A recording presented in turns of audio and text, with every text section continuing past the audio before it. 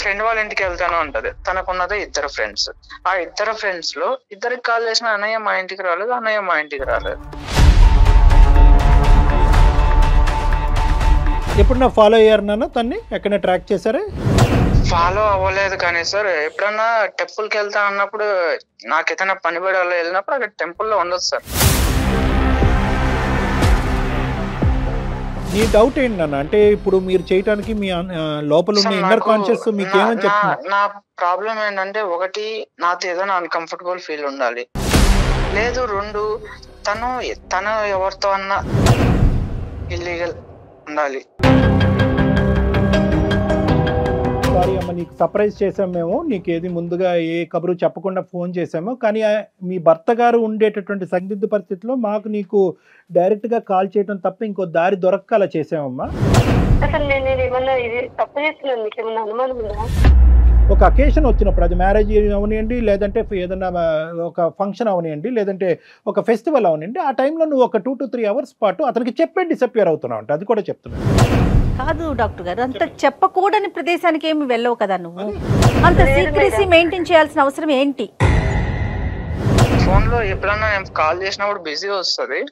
So ఆ టైంలో time duration ఉంటుంది కదా, ఆ డ్యూరేషన్ టైం నేను ఎప్పుడన్నా ఇంటికి వెళ్ళినప్పుడు చెక్ చేస్తే ఆ డ్యూరేషన్ కాల్ లాగ్సే ఉండవు. నేను మీకు ఒకటి చెప్పాలనుకుంటున్నాను సార్, కానీ నా కాపురానికి మీరు రెస్పాన్సిబిలిటీ ఉంటానంటే.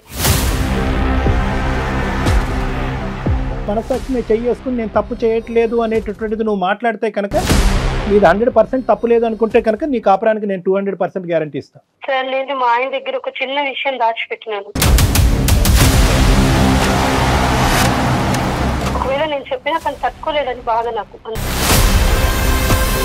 నేను ఒక నెంబర్ కు కాల్ చేస్తాను, మీరు మాట్లాడండి, మొత్తం మీకే తెలుస్తుంది. జీవితం కార్యక్రమానికి స్వాగతం. నమస్తే కళ్యాణ్ గారు. నమస్తే జయ గారు.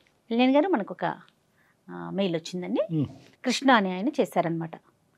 అతనికి భార్య మీద ప్రేమ ఉందో అర్థం కావట్లేదు, అనుమానం ఉందో అర్థం కావట్లేదు, అన్ని పీక్స్లో ఉన్నాయండి. సో దాన్ని ఎట్లా ఏం చేయాలనేది అతనికి అర్థం కావట్లేదు, ఎక్కడ బ్యాలెన్స్ చేసుకోవాలో తెలియట్లేదు, చాలా సతమతం అయిపోతున్నాడండి. ఏం పేరు అన్నారు మేడం? కృష్ణ అండి. కృష్ణ గారు మనకి ఈమెయిల్ చేశాడు, ఒకసారి మీతో మాట్లాడించాలని. సో మనకి నెంబర్ ఇచ్చారు, ఒకసారి కాల్ చేసేద్దామండి. చేయండి తప్పకుండా జయ గారు, will help him. Hello hello, ఎవరండి? నమస్తే అండి కృష్ణ గారు, నేను జయానండి, అందమైన జీవితం ప్రోగ్రామ్ నుంచి కాల్ చేస్తా ఉన్నాను. మేడం మేడం చెప్పండి. బాగున్నారా కృష్ణ గారు? ఏదో ఉన్నాం మేడం, కొన్ని రోజులు ఉంటే తర్వాత ఫోన్ చేయాలంటే నేను ఖచ్చితంగా పిచ్చి హాస్పిటల్లో ఉండాలి. అయ్యయ్యో అట్లా ఏం ఉండదండి. జీవితం ఎప్పుడు ఎత్తు పల్లాలు ఉంటానే ఉంటాయి, కష్ట సుఖాలు ఉంటానే ఉంటాయి. మీ గురించి నేను బ్రీఫ్గా చెప్పాను అంతే, చాలా చాలా తక్కువగా మాట చెప్పాను కళ్యాణ్ గారికి. డాక్టర్ కళ్యాణ్ గారు ఉన్నారు స్టూడియోలో, ఒకసారి మాట్లాడతారా? ఇవ్వండి మేడం. నమస్తే కృష్ణ. నమస్తే సార్. చిన్నపిల్లడు పెద్దోడు ఎంత నీ వయసు? నా వయసు 28 సంవత్సరాలు సార్. 28 years. చిన్న చెప్పినా ఏంటి సమస్య? నేను ఒక అమ్మాయిని లవ్ చేసి పెళ్లి చేసుకున్నాను సార్. 1 year పాటు రిలేషన్షిప్ లో ఉన్నాము. ఆ తర్వాత పెళ్లి కూడా నాకు 1.5 year అయింది. 1.5 year. వేరే ఏ గొడవలు లేవు సార్. పెళ్లి రోజు గాని, బర్త్డే గాని, పండగలు గాని, లేదా సండేస్ టైమ్స్ లో గానీ, ఇలాంటి టైమ్స్ లో బయట వెళ్తున్నా అని చెప్పి వెళ్ళిపోతుంది సార్. ఎక్కడికి వెళ్తున్నా, ఎవరితో వెళ్తున్నా తెలియదు సార్.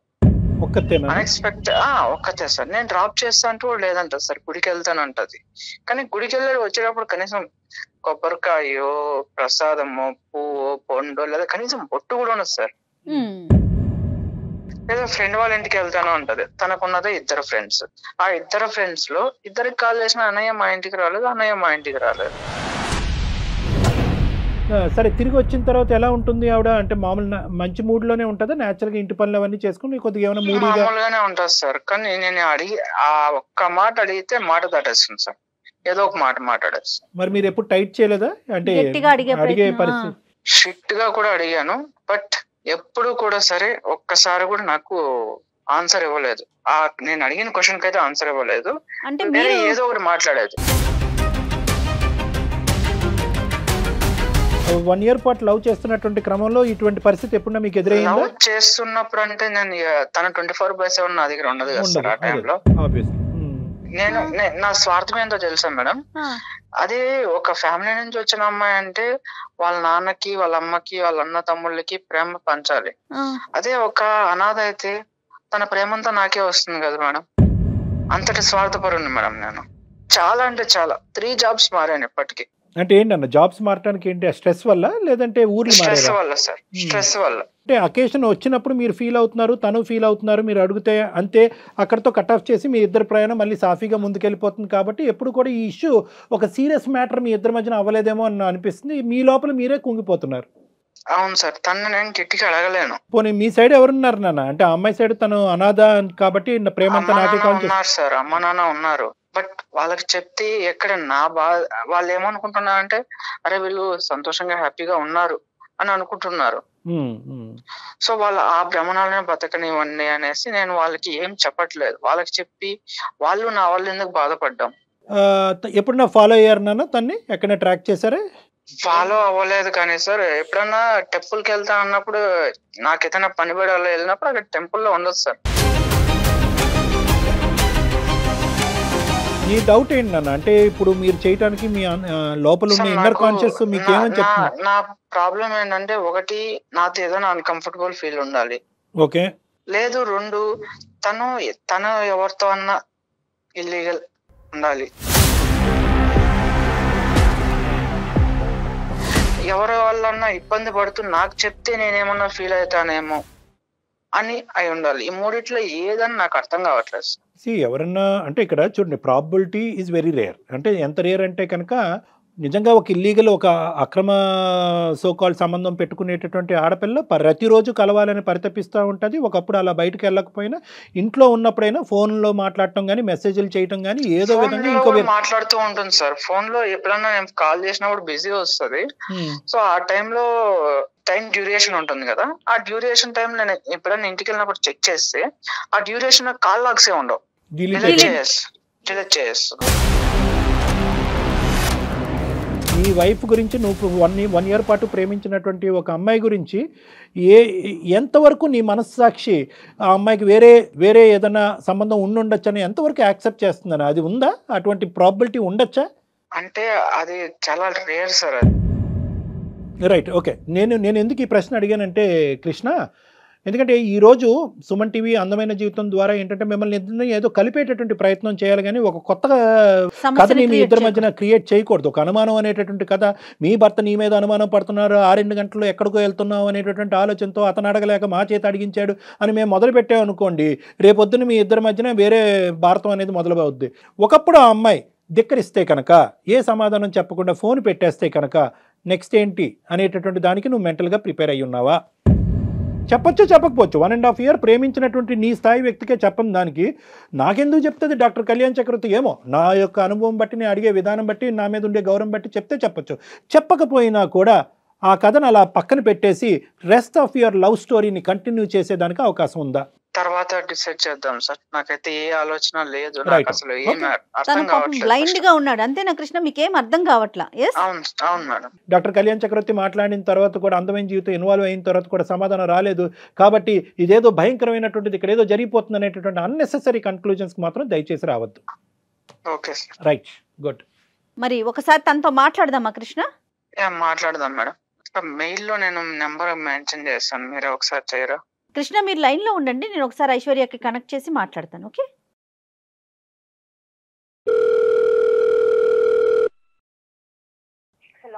హలో ఐశ్వర్య గారు, నమస్తే అండి. నమస్తే అండి. ఎవరు? నేను జయానండి, అందమైన జీవితం ప్రోగ్రామ్ నుంచి మాట్లాడుతా ఉన్నాను. ఓకే, చెప్పండి మేడం. మీ హస్బెండ్ కృష్ణ గారు లైన్ లో ఉన్నారు, ఒక్కసారి ఆయనతో మాట్లాడండి, దెన్ మళ్ళీ నెక్స్ట్ నేను మాట్లాడతాను. హలో కృష్ణ. మేడం, మీ వైఫ్ ఉన్నారండి, ఒకసారి తనకి మాట్లాడండి. హలో. హలో ఐశ్వర్య చెప్పండి. కళ్యాణ్ చక్రవర్తి గారు, జయ మేడం ఉన్నారు. ఏమైందండి? మీరు ఎక్కడున్నారు? ఏమైందో నీకు తెలీదా? 1.5 year గా నేను అడిగి అడిగి అడిగి అడిగి వ్యక్తి పుట్టిపోయింది నాకే. అందుకే కనీసం సార్ వాళ్ళ దగ్గరికన్నా వస్తా, నా సమాధానం వస్తుందని చెప్పి నేను ఇక్కడికి వచ్చా. అసలు మన మధ్య సమస్య ఏముందండి పరిష్కరించుకోవడానికి? అసలు నేను ఏమన్నా ఇది తప్పు చేస్తున్నాను, మీకు ఏమన్నా అనుమానం ఉందా? అంత మంచిగా రైట్ చేస్తున్నావు. నేను అడిగిన దానికి సమాధానం ఇవ్వాలి కదా. నీకున్నది ఇద్దరు ఫ్రెండ్స్, వాళ్ళిద్దరిని అడిగితే నా ఇంటికి రాలేదన్నయ్య అంటున్నారు. నేను మీకు నిజమే చెప్పి వెళ్ళానండి. టెంపుల్ కి చూడండి సార్, ఇప్పుడు కూడా చూడండి. అమ్మా ఐశ్వర్య నమస్తే అమ్మా, నేను డాక్టర్ కళ్యాణ్ చక్రవర్తి అమ్మా, సుమన్ టీవీ అందమైన జీవితం నుంచి మాట్లాడుతున్నాను. నమస్తే సార్. సారీ అమ్మా, నీకు సర్ప్రైజ్ చేసాం మేము, నీకేది ముందుగా ఏ కబురు చెప్పకుండా ఫోన్ చేసాము. కానీ మీ భర్త గారు ఉండేటటువంటి సందిగ్ధ పరిస్థితిలో మాకు నీకు డైరెక్ట్గా కాల్ చేయడం తప్ప ఇంకో దారి దొరక్క అలా చేసామమ్మా. ఇక్కడ అమ్మ తప్పు చేసావని మేము ఎవరు అనలేదమ్మా. ఒక అకేషన్ వచ్చినప్పుడు, ప్రత్యేకంగా ప్రతిరోజు కాదు, ఒక అకేషన్ వచ్చినప్పుడు, అది మ్యారేజ్ అవనివ్వండి, లేదంటే ఏదైనా ఒక ఫంక్షన్ అవనివ్వండి, లేదంటే ఒక ఫెస్టివల్ అవనివ్వండి, ఆ టైంలో నువ్వు ఒక 2 to 3 hours పాటు అతనికి చెప్పే డిసప్పియర్ అవుతున్నావు అంటే, అది కూడా చెప్తున్నాడు, చెప్పే డిసప్పియర్ అవుతున్నావు.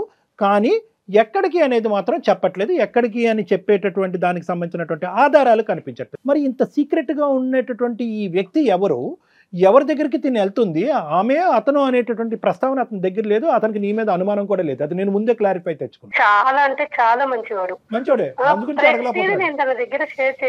సమస్య అదేనమ్మా. కాదు డాక్టర్ గారు, అంత చెప్పకూడని ప్రదేశానికి ఏమి వెళ్ళవు కదా నువ్వు. అంత సీక్రెసీ మెయింటైన్ చేయాల్సిన అవసరం ఏంటి?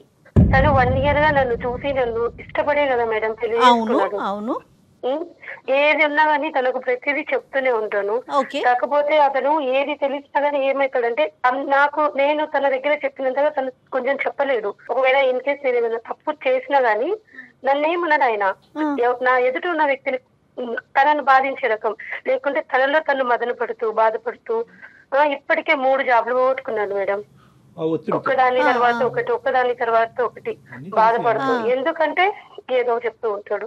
ఇంత సీక్రెట్ ఏముంటుందమ్మా వైఫ్ అండ్ హస్బెండ్ మధ్యన? అసలు పెద్ద ప్రాబ్లం ఏది లేదు madam. The thing is Aishwarya, ఇది ప్రాబ్లం పెద్దదా చిన్నదా అనేది కాదు జయ గారు. ఇక్కడ ఏంటంటే అసలు ఇది ప్రాబ్లం కానప్పుడు ఏంటి అది అని చెప్పడంలో పెద్ద ఇందులో అంత సందిగ్ధం ఏముందమ్మా? ఉన్నది ఉన్నట్టుగా చెప్పండి. ఒకవేళ నేను చెప్పినా తను తట్టుకోలేదని బాధ నాకు, అంతే. అలా కదమ్మా, నీది పిచ్చితనమో మంచితనమో నాకు అర్థం కావట్లేదు. ఆ తట్టుకోకపోవటం అంటే కనుక ఈ నరకం ఇది మహాఘోరం. ఇది నేను మీకు ఒకటి చెప్పాలనుకుంటున్నాను సార్, కానీ నా కాపురానికి మీ రెస్పాన్సిబిలిటీ ఉంటానంటే. నీ మనస్సాక్షి మీద చెయ్యేసుకుని నేను తప్పు చేయట్లేదు అనేటటువంటిది నువ్వు మాట్లాడితే కనుక నీది 100% తప్పు లేదు అనుకుంటే కనుక నీ కాపురానికి నేను 200% గ్యారంటీ ఇస్తాను సార్. 200 కాదు, 1000% ఏ తప్పు లేదు సార్, పక్కాగా చెప్తున్నా. నా సైడ్ తప్పు పెట్టుకొని మిమ్మల్ని తలదించుకునేలాగా నేను చెయ్యను. ఖచ్చితంగా నేను చెప్తాను, నిజం మాత్రమే చెప్తాను. నా సైడ్ ఎంత మీరు వెతికినా ఇంత తప్పు కూడా దొరకదు. కాన్ఫిడెంట్ గా చెప్తున్నాను. తను మిస్అండర్స్టాండింగ్ చేసుకోకుండా మాట్లాడే బాధ్యత డాక్టర్ గారు తీసుకుంటారు. అది తీసుకుంటే చాలు. తను ఏం చెప్పినా ఓవర్ గా రియాక్ట్ అవుతారు, అది నేను భరించలేను. అది బాధపడడం కూడా నాకు ఇష్టం లేదు. ఏంటంటే తనను ఒక చిన్న పిల్లలా చూసుకుంటాను నేను. కానీ మరి సమస్య ఇక్కడ దాకా వచ్చింది కదా తల్లి, రివీల్ చేయక తప్పదు. ఇంకా అందుకే మేడం నేను చెప్పాలని నిర్ణయం తీసుకున్నాను. చెప్తాను, ఖచ్చితంగా మీ దగ్గర చెప్తాను, ఒప్పుకుంటాను. ఏం చేసింది ప్రతిదీ చెప్తాను. కానీ తను ఒప్పుకోవాలి, ఎందుకంటే తను బాధపడకూడదు. ఇప్పుడే చెప్పేస్తాను. తను అర్థం చేసుకునేటటువంటి విధంగా మేము ఆ ప్రాసెస్ ని ఫెసిలిటేట్ చేస్తామని చెప్తున్నాం అమ్మా. అతను రియాక్ట్ అవ్వకూడదు, అతను మాట్లాడకూడదు, అతను చెవులు మూసుకోవాలంటే కనుక అసలు ఏంటో అదేం లేదు సార్. తను ఒక మంచి మనసు ఒప్పుకుంటే చాలు నాకు. ఎందుకంటే తప్పు ఉంటే నేను ఇంతగా మాట్లాడలేను కదా, నా సైడ్ తప్పు ఉంటే నేను మాట్లాడలేను సార్. అదే అమ్మా, ఇప్పుడు నువ్వు చెప్పమ్మా, నువ్వు విషయం చెప్పమ్మా. సార్ నేను మా ఆయన దగ్గర ఒక చిన్న విషయం దాచిపెట్టినాను. అది ఒక్కటే నేను చేసిన తప్పితే ఇంకేది లేదు. నేను ఒక నెంబర్ కు కాల్ చేస్తాను, మీరు మాట్లాడండి, మొత్తం మీకే తెలుస్తుంది. కాదు మా నెంబర్ కి కాల్ చేయటం ఏంటి? నువ్వు చెప్పు, అసలు ఏం జరిగిందో నువ్వు చెప్పట్లేదు. అటు ఆయనకి దాచావు, ఇటు డాక్టర్ గారు అడుగుతుంటే దాస్తున్నావు. దాయడం లేదు, దాసేదాన్ని అయితే నెంబర్ కి కాల్ చేస్తాను నేను అనను మేడం. ఒక నెంబర్ కు కాల్ చేస్తే డాక్టర్ గారు ఖచ్చితంగా మీకు అన్ని విషయాలు తెలుస్తాయి. ఎవరు మళ్ళీ ఏంటమ్మా ఈ సస్పెన్స్ థ్రిల్లర్ తట్టుకోలేకపోతున్నావు? అక్కడో సస్పెన్స్, ఇక్కడో సస్పెన్స్, ఇప్పుడు మళ్ళీ ఇంకో ఫోన్ కాల్ అంటున్నావు.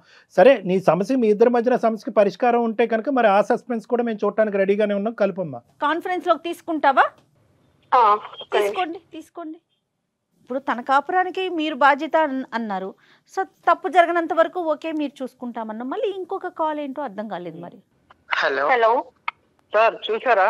నా అనుమానమే నిజమైంది, ఎవరో ఉన్నారు.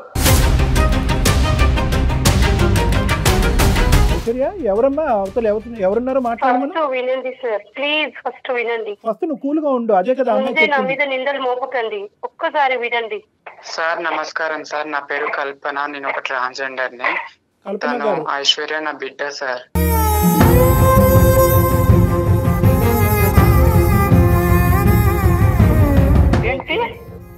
ఐశ్వర్య నా బిడ్డ సార్.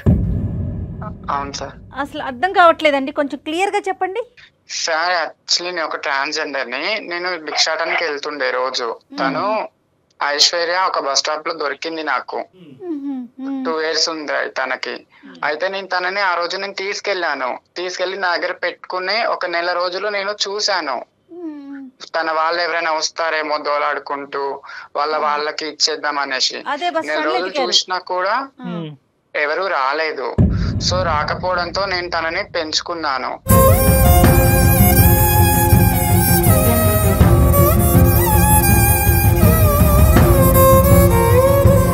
పేరు పెట్టాను తనకి, స్కూల్లో జాయిన్ చేశాను. నేను 6వ క్లాస్ వరకు నేను తనకి చూసుకున్నాను. దాని తర్వాత ఒక రోజు నేను వెళ్ళాను తనని స్కూల్ దగ్గరికి. వెళ్తే తను ఎవరు అని తన ఫ్రెండ్స్ అడిగారు, ఐశ్వర్య ఫ్రెండ్స్. అడిగితే తను మా మమ్మీ అని చెప్పడంతో చిచ్చి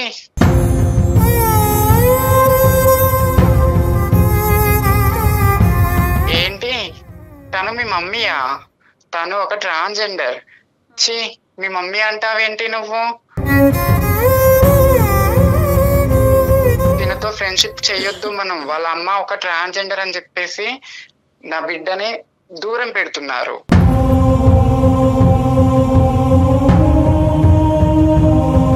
సో నేను అప్పుడే అనుకున్నాను, నా బిడ్డకు ఒక మంచి భవిష్యత్తు ఇవ్వాలి, నేను పడ్డ అనుమానాలు నా బిడ్డకు రాకూడదు అని నేను 6వ క్లాస్ తర్వాత తనని అనాథ ఆశ్రమంలో నేను జాయిన్ చేశాను.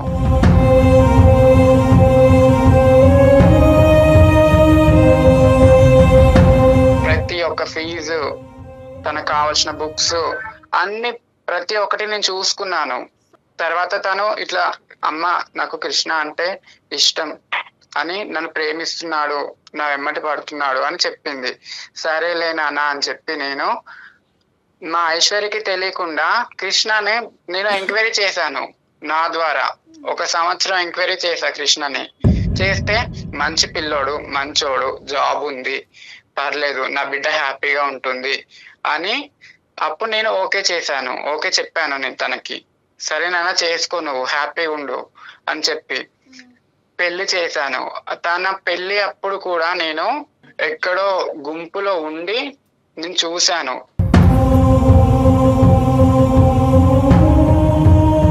అనాథ ఆశ్రమం తరపు నుంచి తన పేరు మీద ఫిక్స్డ్ డిపాజిట్ 5 లక్షలు చేశాను. కాదమ్మా, ఇప్పుడు ఇది ఓకే, ఇంతవరకు మీరు చేసినటువంటి ఒక వెనక నుండి ఒక తల్లి కూడా చేయనటువంటి త్యాగం ఒక పెద్ద మనసుతో మీరు చేశారు, దానికి మేమందరం కూడా హ్యాట్స్ ఆఫ్. కానీ ఇది పెళ్లి చేసుకునేటటువంటి భర్తకి దాచిపెట్టవలసినటువంటి అవసరం ఏముందమ్మా? ఇప్పుడు మంచి అబ్బాయి అన్నారు, అర్థం చేసుకునేటటువంటి మనసు ఉంది. ఈ అమ్మాయి చిన్నపిల్ల, తెలియనటువంటి మనస్తత్వం. ఒక పెళ్లి అనేటటువంటిది కంప్లీట్గా ఒక ట్రాన్స్పరెంట్ ప్లాట్ఫామ్ మీద ఉండాలా, ఉండకూడదా? నమ్మకం ఉండాలి సార్, కానీ ఈ సొసైటీ మమ్మల్ని నమ్మదు కదా. ఈ సొసైటీ ఏమంటుంది, ఒక దగ్గరికి వెళ్తాము సార్, మేము వెళ్తే మమ్మల్ని చూసి దూరం వెళ్ళిపోయే వాళ్ళు ఉన్నారు, పక్కన కూర్చుంటే లేచి వెళ్ళిపోయే వాళ్ళు ఉన్నారు. మీరు బాగానే ఉన్నారు కదా, పని చేసుకొని బతకొచ్చు కదా, ఇట్లా ఎందుకు అడుక్కోవడం? మీరు కాదు తల్లి, కృష్ణ ఐశ్వర్య ప్రేమించి పెళ్లి చేసుకున్నారు, ఒకరినొకరు అర్థం చేసుకుని పెళ్లి చేసుకున్నారు. ఆ ప్రేమలో త్యాగాలు అనేటటువంటి ఉంటాయి.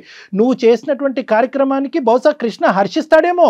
అరే ఇంత గొప్ప మనిషి, సమాజం నీ వైపు వేలెత్తి చూపెడుతుందంటే కనుక ఈ వెనకాతల నుంచి తల్లిలాగా. నాకు తెలియదు కదా సార్, నా వల్ల నా అల్లుడు బిడ్డ దూరం కావద్దు, నా వల్ల ఇది నా బిడ్డ ఒంటరిది కావద్దు, మాది ఎట్లాగో ఒంటరి జీవితం. బట్ హౌ లాంగ్ అమ్మా? కాదు కల్పన గారు, ఎన్ని సంవత్సరాలు దాచిపెడతారు? ఎన్ని సంవత్సరాలు దాచిపెడతాం అనుకున్నారు? ఇప్పటికే ఆ అబ్బాయికి లేనిపోయిన ఆలోచనలు వచ్చాయి. చెప్పమ్మా, చెప్పమ్మా. ఇక్కడ ఇది ఎందుకు దాచిపెట్టిందో నేను చెప్పొచ్చు. చెప్పుమా, చెప్పు. లేదు సార్, ఒకసారి నేను ఈయన షాపింగ్ మాల్కి వెళ్ళినాం. అక్కడ ట్రాన్స్జెండర్ చూసి ఈయన ఎంత విసుక్కున్నాడంటే అతని దగ్గరికి వచ్చేసరికి చాలా అంటే చాలా చిరాకు పెట్టిండు ఫేస్ మొత్తం. తన మెంటాలిటీ అలా ఉంది. దాని వల్ల నేను చెప్పలేకపోయాను సార్. వాళ్ళ గురించి కొంచెం మంచి చెప్పి ఇది నా పరిస్థితి అని చెప్పడానికి నేను చాలా సార్లు ప్రయత్నం చేసినాను సార్. అసహ్యం కలిగినటువంటి ఒక వ్యక్తి అంటే ఈ పరిస్థితుల్లో అతను ఏవో కొన్ని ఎక్స్పీరియన్సెస్ వల్ల లేదంటే అతను చూడకూడదు ఏమైనా చూడటం వల్ల అతనికి ఒక బ్యాడ్ ఇంప్రెషన్ ట్రాన్స్జెండర్స్ మీద పడింది. కానీ నీ జీవితంలో ఒక ట్రాన్స్జెండర్ ఒక ఆడపిల్ల యొక్క ఒక అనాథ అయినటువంటి ఒక ఆడపిల్లకు ఒక తల్లిలాగా నిలబెట్టి జీవితంలో ముందుకు పంపించిందని ఒక గొప్ప ఎగ్జాంపుల్ చెప్తే కనుక బహుశా అతని ఆలోచన శైలి మారిపోయి ఉండేదేమోనమ్మా. ట్రాన్స్జెండర్స్ మీద ఒక మంచి అభిప్రాయం వచ్చి ఉండేదేమో, వాళ్ళలో కూడా ఒక దయాగుణం ఒక త్యాగశైలి త్యాగగుణం ఉందనేటటువంటి ఆలోచనకు వచ్చి ఉండేవాడేమో. నిజమే సార్. అందుకే నేను వాళ్ళలో ఉన్న మంచితనం చెప్పడానికి కూడా నేను చాలా సార్లు ప్రయత్నం చేశాను. కనీసం వాళ్ళు ఊపే ఎత్తనియడు సార్ ఇంట్లో. ఇప్పుడు మనకి ప్రధానంగా కావాల్సింది కృష్ణ యొక్క రియాక్షన్ కావాలి నాకు ఇక్కడ. కృష్ణ నీ రియాక్షన్ ఏంటి? ఇప్పుడు ఆవిడ ఒక ఫోన్ కాల్ కలిపింది, ఆ ఫోన్ కాల్లో ఒక మగ గంతుకు లాంటిది వినిపించేటప్పటికి అదిగో మేడం ఒక అబ్బాయి మాట్లాడుతున్నాడు బ్యాక్గ్రౌండ్ చూసారా, నేను అనుకున్నది నిజమైందని అన్నారు. కానీ అది నిజం కాదు. మీరు మాట్లాడుతుంది ఆ అమ్మాయి తల్లికి మించినటువంటి ఒక తల్లితో మీరు మాట్లాడుతున్నారు. ఇప్పుడు మీ అభిప్రాయం ఏంటో నాకు చెప్పండి. అవును సార్, నాకు వాళ్ళంతా చిన్నప్పటి నుంచి ఒక భయం సార్. వాళ్ళు వచ్చి ఆ స్లాబ్స్ కొడుతుంటే నాకు అట్లా షివరింగ్ అయిపోయేది. తను నాతో ఉండాలనుకుంటే వాళ్ళ అమ్మను వదిలేయమని చెప్పండి, లేదు వాళ్ళ అమ్మ కావాలనుకుంటే నన్ను వదిలేసి వెళ్ళిపోమని చెప్పండి సార్. కాదండి, దానికి కారణం ఏంటి? ఒకటి కృష్ణ ఇక్కడ ఇక్కడ ఏంటంటే దేనికైనా ఒక బలమైనటువంటి కారణం ఉండాలి. మీ పర్సనల్గా మీరు ఒక ఎల్జీబీటీ గ్రూప్ని ఏ విధంగా చూస్తున్నారో does not equate to how Aishwarya looks at an LGBTQ group. ఆ అమ్మాయికి ఒక ప్రాణాన్ని ఇక్కడ నేను ఐశ్వర్య ఏదైనా తప్పు చేసిందంటే, కల్పన గారు ఏదైనా ప్రీమెచ్యూర్గా అనాలోచితంగా చేశారు అంటే కనుక మీకు చెప్పకపోవటం అనేటటువంటిది ఒక ప్రధానమైనటువంటి అంశం. అందుగురించి నేను అన్నాను, ఎంతకాలం దాచిపెడదాం అనుకున్నారంటే కనుక ఒక కూతురు అల్లుడి మధ్యన నేను ఒక ఇదిగా అవ్వకూడదమ్మా, ఇంతకాలం నేను ఇంత కష్టపడి పెంచినటువంటి నా కూతురు జీవితాన్ని నాశనం చేసినటువంటి ఒక తల్లిగా నాకు ఒక చరిత్రలో నేను ఉండకూడదు అనే ఆలోచనతో నేను వెనక నుంచే ఇప్పటికీ జీవితాంతం వెనక నుంచే నడపాలి అన్నటువంటి ఆలోచనని, అందులో మంచి ఉంది అనేది 99% మంది సమాజం నమ్మినా కూడా 1% మందిలో నేను ఒకనేమంటానంటే, అమ్మ పెళ్ళి అంటే కనుక నీతిమైనటువంటి పెళ్ళే కదమ్మా, ట్రాన్స్పరెంట్గా ఉండాలి కదా, నమ్మకం అనే బేస్మెంట్ మీద నడిచేది కదా, అన్నీ చెప్పుకుంటే కనుక అబ్బాయిని మనసు మార్చచ్చు కదా అనేటటువంటి ఒక్క అంశంలోనే ఆవిడ వైపు నేను వేలెత్తి చూపెట్టా. కానీ ఈరోజు ఆవిడ చాలా ముఖ్యమైనటువంటి పాత్రలో ఉంది, ఐశ్వర్యకి చాలా ముఖ్యమైనటువంటి పాత్రలో ఉంది. మీ అభిప్రాయం ఐశ్వర్య అభిప్రాయం అవనవసరం లేదు. మీరేం చూసారో నాకు తెలీదు, ఎందుకు వాళ్ళని చేదరించుకుని అసహించుకుంటున్నారో నాకు తెలీదు, ఎందుకు కింద నుంచి పై వరకు మీ శరీరం వణుకుతుందో నాకు తెలీదు. కానీ ఈరోజు ఐశ్వర్యకి ఆ అమ్మాయి ప్రాణం పోసింది, ఆ తల్లి పాత్రలో పోషిస్తూ ప్రాణం పోసింది. లేదంటే ఎవరి చేతుల్లో పడి ఉండేదో ఐశ్వర్య ఈరోజు, ఏమై ఉండేదో. ఈరోజు చదువుకుని ఒక క్వాలిఫికేషన్ వచ్చి నీలాంటి ఒక మంచి వ్యక్తితో పెళ్లి చేసుకుని ఒక ప్రయాణం కొనసాగటానికి ముఖ్య కార్యక్రమాలు భగవంతుడికి మించినటువంటి భగవంతుడు ఎవరన్నా ఉన్నారు అంటే కనుక అది కల్పన గారు. మా అత్తగారు ఒక ట్రాన్స్జెండర్ అంటే మా ఫ్యామిలీ కానివచ్చు, లేదంటే సొసైటీ కావచ్చు, నన్ను వేరేలా చూస్తుంది సార్. సో నేను అది తీసుకోలేను. Let us take another hypothesis. ఒక నిమిషం ఐశ్వర్య, నాకు కృష్ణతో నేను డీల్ చేయాలి. కృష్ణ మీద నాకు కోపం లేదు. కృష్ణ కన్ఫ్యూజన్లో ఉన్నాడు కాబట్టి కన్ఫ్యూజన్ క్లారిటీలోకి తీసుకురావాల్సిన బాధ్యత నా మీద ఉంది. ఎందుకంటే మీ కాపురాన్ని నిలబెడతానని నేను ప్రామిస్ చేసిన తర్వాత నువ్వు కల్పన గారికి ఫోన్ కలపడం జరిగింది. కృష్ణ, ఒకప్పుడు ఈ అమ్మాయిని పెంచి ఈ స్థాయి వరకు తీసుకొచ్చినటువంటి వ్యక్తి కల్పన గారు ఒక ట్రాన్స్జెండర్ అనేటటువంటి అంశం మీరు గాఢంగా ప్రేమించుకుంటున్నటువంటి ఆ సంవత్సరంలోనే బహుశా ఐశ్వర్య వచ్చి నీకు చెప్పుంటే కనుక అప్పుడు ఏమని ఉండేవాడివి? సార్ నా ప్రేమ కాదు సార్, ఇప్పుడు తను మా అత్త అని చెప్పుకొని ఎలా చెప్పుకోగలుగుతాను సార్ నేను? అత్త కాదు ఎవరు కాదు. ఈ అమ్మాయి ఈరోజు ఇది దాచిపెట్టకుండా మీరిద్దరు ప్రేమించుకున్నటువంటి క్రమంలో మన ప్రేమను నువ్వు యాక్సెప్ట్ చేసావు, మన ఇద్దరు ఇంత గాఢంగా ప్రేమించుకుంటున్నాం, మన ఇద్దరు ముందుకెళ్ళి పెళ్లి చేసుకోబోతున్నాం. అయితే నీకు ఒక ముఖ్యమైనటువంటి అంశం చెప్పాలి, నా తల్లికి మించినటువంటి తల్లి నా జీవితంలో ఒక ట్రాన్స్జెండర్ ఉంది, ఆవిడే కల్పన అనేటటువంటి అంశం నీకు చెప్పుంటే నువ్వు ఈ ప్రేమ నుంచి విత్డ్రా అయిపోయి ఉండేవాడా, నీకు నాకు పచ్చి అని అని ఉండేవాడువా? సార్ అప్పుడైతే ఏమో తెలియదు సార్, ఇప్పుడైతే నేను యాక్సెప్ట్ చేయలేను సార్. మా ఇంట్లో వాళ్ళకి నేనేం చెప్పుకోవాలి సార్? ఒకటి, మీ ఇంట్లో వాళ్ళకి ఏం చెప్పాలి అనే ముందు నీ మనస్సాక్షికి ఏం చెప్తావు అనేటటువంటిది ముఖ్యమైనటువంటి అంశం. మీ ఇంట్లో వాళ్ళకి చెప్పి నువ్వు ఐశ్వర్యాన్ని లవ్ చేయలేదు, గుర్తుపెట్టుకో. నీ మనసుకు నచ్చింది కాబట్టి ప్రేమంతా నాకే ఇవ్వాలి అనేటటువంటి ఆలోచనతో ప్రత్యేకంగా ఒక అనాథాశ్రమంలో ఉండేటటువంటి అమ్మాయిని ప్రేమించుకోవాలనే వెనకాతలు నీకు ఉండేటటువంటి ఒక మంచి ఉద్దేశం ఈరోజు చెడగొట్టాలనేటటువంటి ఆలోచనతో ఉండద్దు. ఎందుకంటే నీ మనస్సాక్షిలో ఉన్నది ప్రధానమైనటువంటి అంశం ఎవరంటే కనుక ఐశ్వర్యకి నచ్చినటువంటి అందరి వ్యక్తులు కూడా నువ్వు ప్రేమించాలి, అందరి వ్యక్తులు కూడా నీ మనుషులు అవ్వాలి కాదా? వాళ్ళు ఎవరైతే ఏంటి, ఏ జెండర్ అయితేనేంటి, వాళ్ళు ఏమైనా శాపగ్రస్తులా? ట్రాన్స్జెండర్స్ అంటే శాపగ్రస్తులా? వాళ్ళ కర్మకాలికి అలా మారారా? వాళ్ళకి దిక్కు లేక అలా మారారా? వాళ్ళు మనుషులు కాదా? కృష్ణ, మీకు తెలుసో లేదో చాలా ఉన్నతమైన స్థానాల్లో ట్రాన్స్జెండర్స్ ఉన్నారండి ప్రజెంట్. ఇక్కడ ముఖ్యంగా గుర్తుపెట్టుకోండి, మీ మనస్సాక్షి ఐశ్వర్యను ఎంత యాక్సెప్ట్ చేస్తుందో కల్పన గారిని కూడా అంతే యాక్సెప్ట్ చేస్తుందా లేదా అనేటటువంటిది ఫస్ట్ జీర్ణించుకోండి. దాని తర్వాత మీ పేరెంట్స్కి ఎలాగ అది డిఫైన్ చేస్తారు, ఈవిడ ఎంత త్యాగం చేసింది, ఎవరు ఈ ప్రపంచంలో వాళ్ళు మేలా ఫీమేలా, జెండర్ ఐడెంటిటీ వల్ల ట్రాన్స్జెండర్స్ అనేటటువంటి అంశం తీసి పక్కన పెడితే అక్కడ కామన్గా కలిసేటటువంటి చొక్క ఏదన్నా ఉందంటే కనుక అది మానవత్వం. సో కాబట్టి ఏంటంటే మానవత్వం అనేటటువంటి అంశాన్ని మీ పేరెంట్స్ తీసుకెళ్తే కనుక మనసున్న మనుషుల్లాగా వాళ్ళు అది కూడా యాక్సెప్ట్ చేస్తారు. ఇక్కడ కావాల్సింది మానవత్వం. ఒక అనాథ పిల్ల ఒక బస్ స్టాండ్లో ఉంటే కనుక అది కూడా ఏంటి, ఇవిడు వెళ్ళి ఎత్తుకుని కాజేయలేదు ఆ పాపని. 4 రోజుల పాటు అదే బస్ స్టాండ్లో పడిగాపులు కాసింది. ఆ ఆడపిల్లని, ఆ 2 సంవత్సరాల ఆడపిల్లని తీసుకుని ఆ అమ్మాయిని పావుగా వాడుకుంటూ భిక్షాటన చేయలేదు. ఆ అమ్మాయిని చదివించింది, స్కూల్కి పంపించింది, బట్టలు ఇచ్చింది, అన్ని సదుపాయాలు ఇచ్చింది. బహుశా ఒక కన్నటువంటి ఒక తల్లిదండ్రుల కంటే ఎక్కువగా చూసుకుని, అయ్యో నా వల్ల ఈ ఆడపిల్ల వైపు సమాజం అంతా ఏలు చూపెడితే కనుక ఇలా చీడ పురుగులాగా నా కూతుర్ని చూడకూడదు అనేటటువంటి ఉద్దేశంలో తీసుకెళ్ళి తన కడుపును చంపుకుని, మనసును చంపుకుని వెళ్ళి అనాథాశ్రమంలో జాయిన్ చేసింది. అంటే ఏది, ఒక ప్రేమ, ఒక బాండింగ్ డెవలప్ అయిన తర్వాత అనాథాశ్రమంలో పెట్టడం అనేటటువంటి దాని వెనకతలు ఎంత త్యాగం ఉంటుందో ఒక్కసారి అర్థం చేసుకో కృష్ణ. ఈరోజు ఆ అమ్మాయి పడినటువంటి ఆ కల్పన గారు పడినటువంటి ఆ మానసికపరమైనటువంటి క్షోభ ఏది, ఒక ఆడపిల్ల తన దగ్గరికి వచ్చింది, మళ్ళీ సమాజం గురించి నాకు ఆడపిల్ల ఎక్కడ అవమానం ఫీల్ అవుతుందని చెప్పి మళ్ళీ అనాథాశ్రమంకి దారదత్తం చేసింది. ఎంత క్షోభనన్నది, ఎంత బాధ. ఇక్కడ నాకు కావాల్సింది ఏంటంటే మేలా ఫీమేలా ఏది అనేది కాదు, ఒక మానవత్వం అనేటటువంటిది ఇక్కడ గెలిచింది. ఆ మానవత్వాన్ని నువ్వు ప్రేమించాలి. నీ ఐశ్వర్యం నువ్వు ఎంత ప్రేమిస్తున్నావు అదే మానవత్వాన్ని ప్రేమించాలి.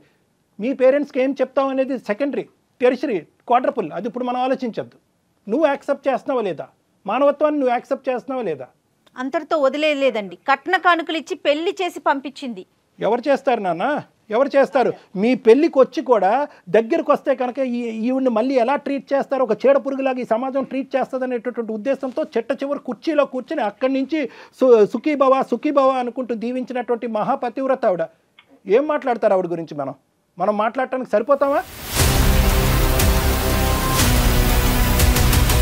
జెండర్ కాదండి చూడాల్సింది కృష్ణ, డాక్టర్ గారు చెప్పినట్టు మానవత్వం చూడండి, కొంచెం కళ్ళు తెరవండి.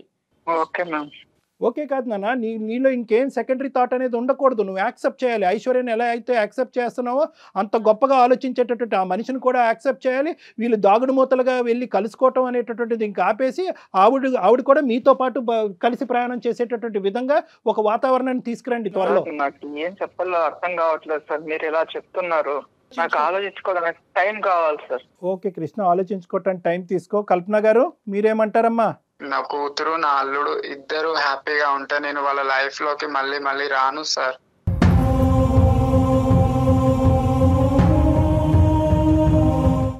ఎక్కడికన్నా దూరంగా వెళ్ళిపోతాను. నువ్వు అల్లుడు మంచిగా ఉంటే నాకు అదే చాలమ్మా.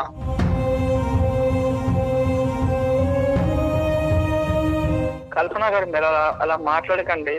ఇలా దొంగతనంగా కలుసుకోవడం అవసరం లేదు. ఇంకటి నుంచి పెళ్లి కాకుండా మీరు ఎలా ఉన్నారో అలానే ఉండండి. Very good very good very good Krishna, thank you.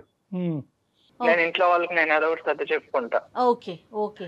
తనని అన్ని సంవత్సరాలు పెంచకపోయింటే తను నా దగ్గరకు వచ్చేది కాదు. సూపర్, మంచి పాయింట్. నేను చెప్పింది అంతా కూడా ఒక లైన్ లో సమరైజ్ చేశాను. మా ఇంకేం మనసులో పెట్టుకోకు, డాక్టర్ గారు మాట్లాడారు కదా, సంతోషంగా ఉండండి. ఓకేనా?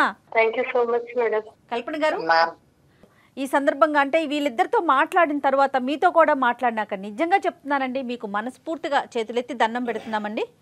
చాలా చాలా మంచి మంచి పని చేస్తున్నారు సొసైటీ మమ్మల్ని యాక్సెప్ట్ చేస్తే మాకు అంతకంటే ఎక్కువ ఇంకేది లేదు. మీరు మీరు మీరు మీరు ఒక కల్పన గారు, మీరు చేసేటటువంటి మంచి కార్యక్రమాలకి పైన భగవంతుడు అనేవాడు ఎప్పుడు కూడా ఉంటాడు, అతను ఎప్పుడు చూస్తూనే ఉంటాడు. Society acceptance and non acceptance అనేటటువంటిది 100% of the population 100% of the time ఎప్పటికీ మనం సాటిస్ఫై చేయలేం. తొలగిపోవాలి సార్. డెఫినెట్ గా అలాంటి రోజు కూడా వస్తుందండి. అన్ని మంచి కార్యక్రమాలు అన్నీ కూడా కలగలుపుగా ఏదో ఒక రోజు 110% మీ యొక్క గ్రూప్ని అందరూ మనస్ఫూర్తిగా యాక్సెప్ట్ చేసిన మంచి రోజు ఖచ్చితంగా వస్తుంది. చూస్తూనే ఉండండి. Thank you so much sir. Thank you అండి. నమస్తే. నమస్తే అండి. నమస్తే.